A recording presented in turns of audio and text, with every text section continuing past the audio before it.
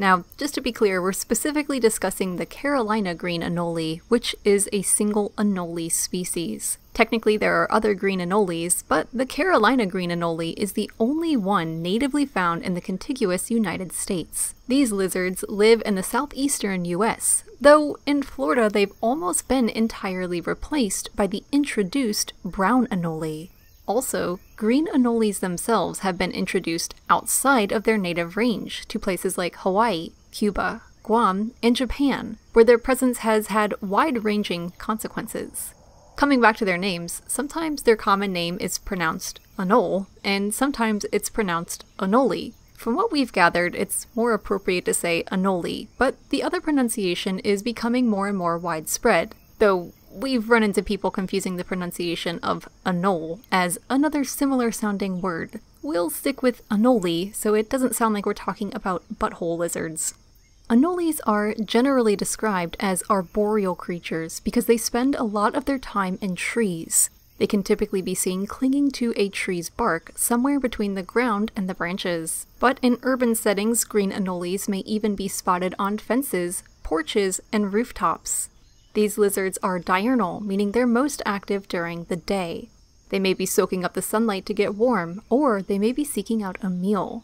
Green anoles are active eaters and will try to eat anything smaller than their heads. To be fair, their heads aren't that big. Lizards are measured from their snouts to the base of their tails because many of them, green anoles included, can autotomize, or drop, their tails in self-defense. So, while green anoles on average reach just over 6 inches in length, their tails may be up to twice that long. Green anoles eat spiders, bees, flies, mollusks, and all kinds of other invertebrates. Anoles may sit and wait for a meal to pass by, or actively seek something out by jumping on a victim. These lizards are quite agile, and they have their fancy feet to thank for this. Like geckos, anoles have pads on their feet that help them grip even to flat surfaces. So, these lizards are able to climb straight up most vertical structures. When green anoles aren't seeking out food during the warmer parts of the year, usually from March to September, they may be looking for mates. Green anole males come equipped with a dewlap. It's a pouch on their necks they can extend to show dominance to any nearby males. Female green anoles can have a dewlap, but it's usually nowhere near as developed as the males.